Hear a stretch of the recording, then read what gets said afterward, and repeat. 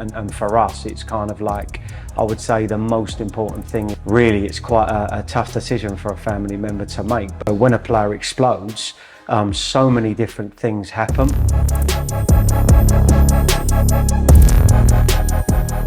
So, welcome back to another video with Max Sports Management International. We are today going to follow up on the previous video about the youth market. And Ronnie Boy over here has got some questions following the YouTube versus Instagram account. So you're going to ask me a few questions? Yeah, I have. Mate? So I've got them on my phone, Jace. No problem. So we've done a little Q&A on your Instagram, see what people would like to hear from yourself. So it's following on from obviously the previous video. How do you work with families to help players? Is the first one. Okay. We work very closely with families, actually. I think like over time, naturally, when you're looking after players, that develops over time. Yeah. Of course, they need you more when important things are happening. I think we've always called it within the company the 2 o'clock in the morning phone call is always an important one.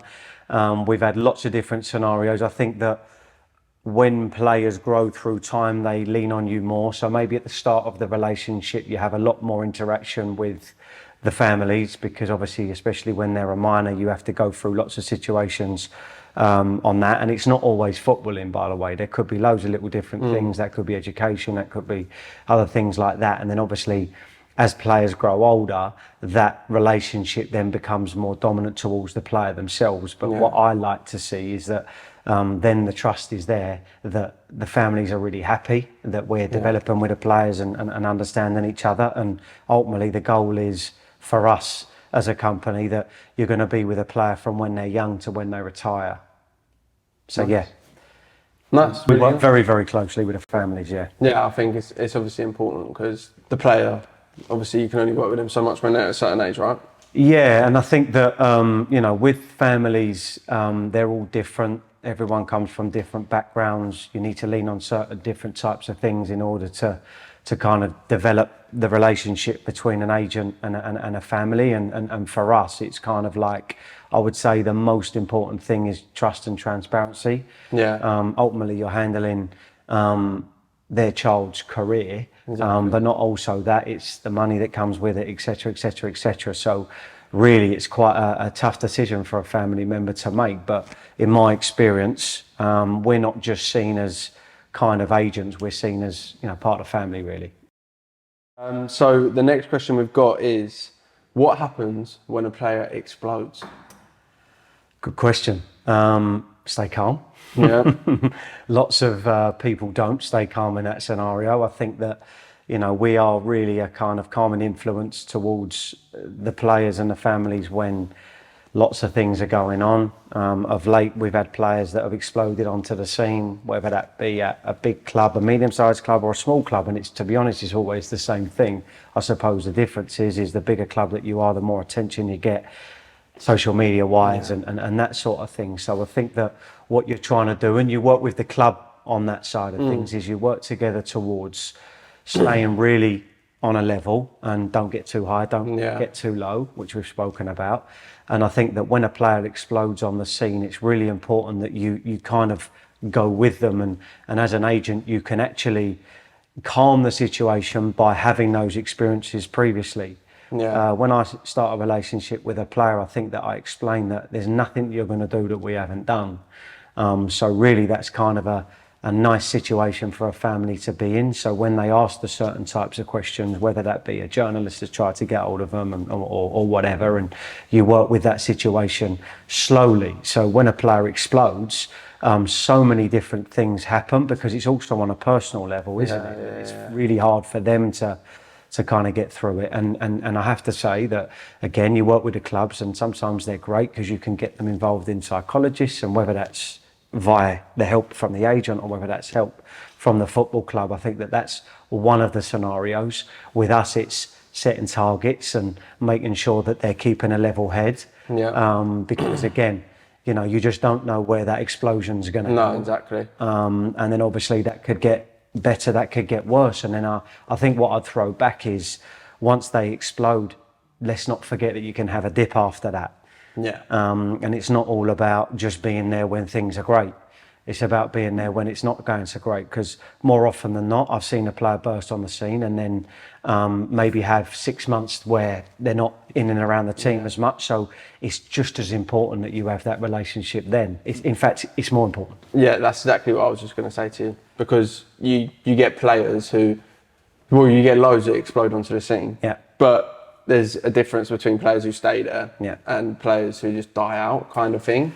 Do you reckon that's more behind the scenes work, that people who are working with him like yourself, or do you think that's kind of all down to the player? Because like some examples, you've got Saka. Yeah, but both really. I think that every player's different and every personality is different, isn't it? You know, if I asked, what would you be like when you were 17 years old and you were earning X amount of money per week, you'd handle it a certain way. I think that you'd need, and a lot of these young people, they think, oh, I've made it, and of course they do. But in the case of management, it's not saying, right, get back in your station. It's about, look, yes, enjoy the process, but ultimately you've got someone breathing down your neck who wants to nick your shirt.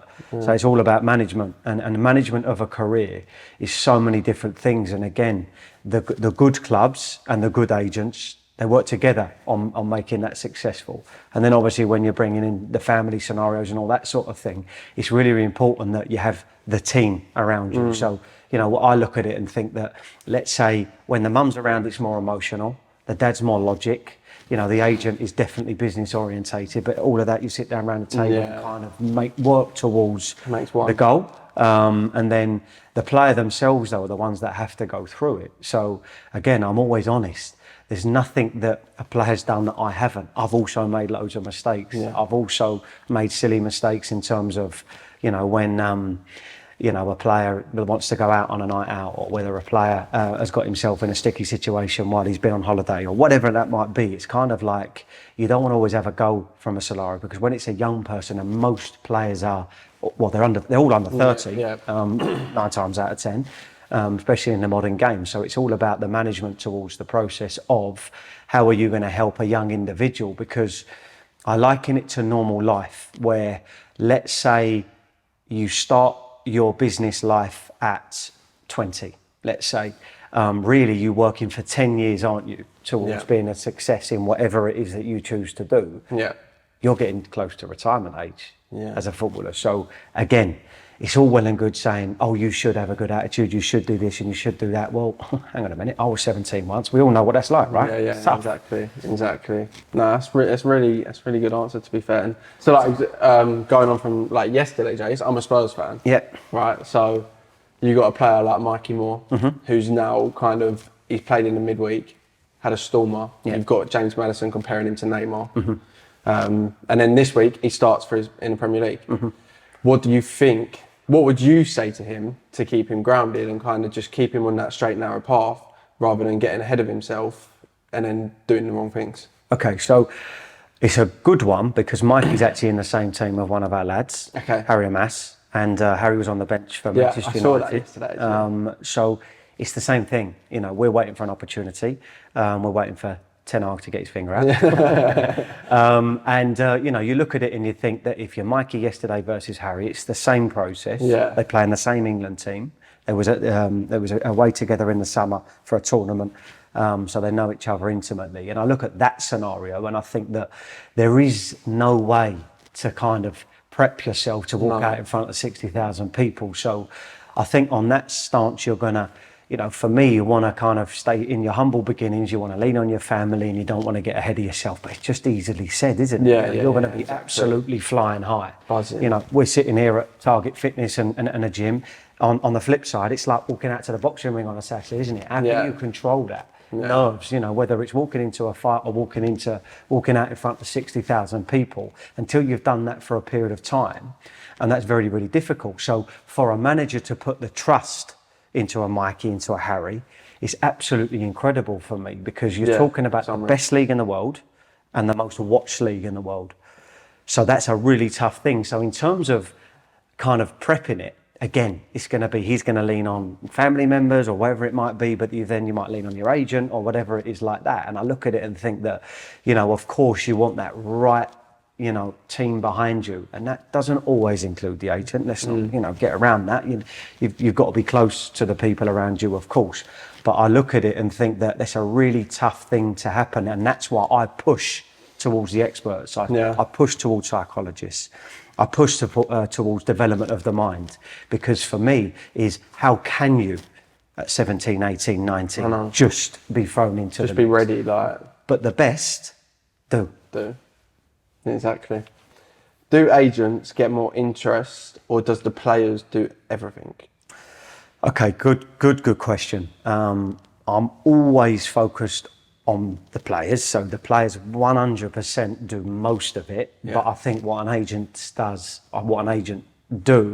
do is enhance that process. Okay. So for me, in terms of, let's say a player has a lot of interest, he's having a really good season, and he's got a decision to make at the end of the season whether he stays at his club or moves. Yeah. What an agent does throughout that period is just enhance the scenario, go and understand what the market might look like, and help that player and family make a decision. So for me, I think that they enhance it tenfold.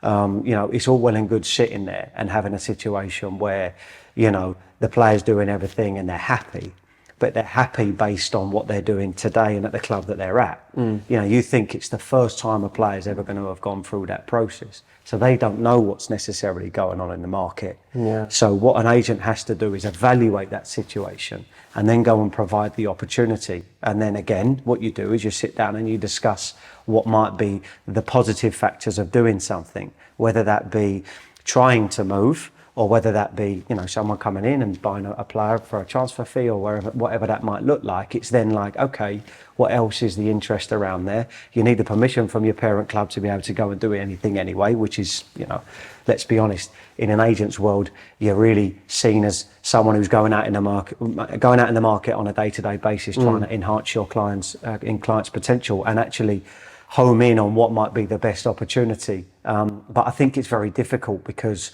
a player does everything and sometimes they still don't get the scenario that they want. But what I think we always try and do is we can pretty much guarantee to be successful with our players, because the players that we're going after are the players that we think we can be successful for. So for me, is if I'm sitting down with a scenario where a player that I know that I would like to look after and he's doing a really good job, I'm going to guarantee that I'm going to bring options to the table. So as an agent, I think that I'm very valuable in terms of what I bring to the table. Absolutely. Brilliant. Perfect.